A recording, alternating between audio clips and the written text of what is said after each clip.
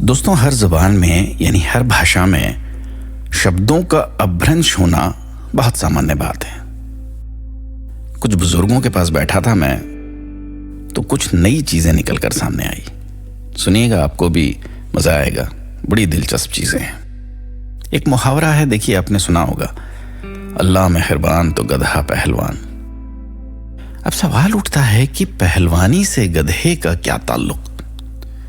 पहलवान आदमी होता है, जानवर नहीं। दरअसल मूल मुहावरे में गधा नहीं गदा शब्द था।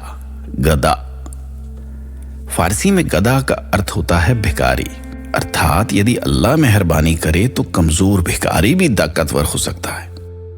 हिंदी में गधा शब्द दूसरे अर्थ में प्रचलित है। आम लोग फारसी के गदा शब्द से परिचित नहीं थे। गधा प्रत्यक्ष था, इसलिए गदा के बदले गधा प्रचलित हो गया। इसी तरह एक और मुहावरा है, अकल बड़ी या भैंस। अब अकल से भैंस का क्या रिश्ता? दरअसल इस मुहावरे में भैंस नहीं, वयस शब्द था।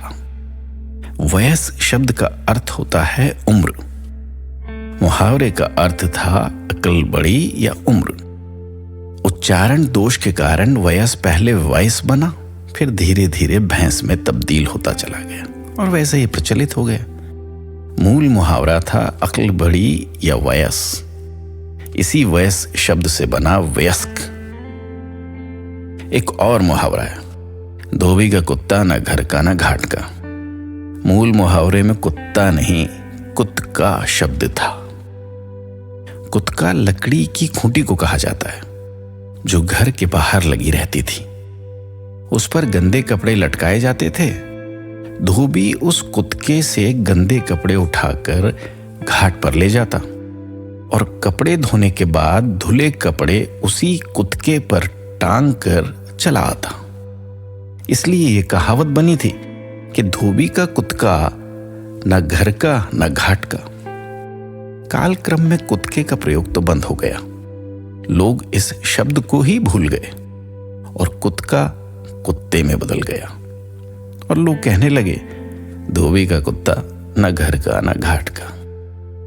जबकि बेचारा कुत्ता धोबी के साथ घर में भी रहता है और घाट में भी रहता है ना? कमाल की चीजें।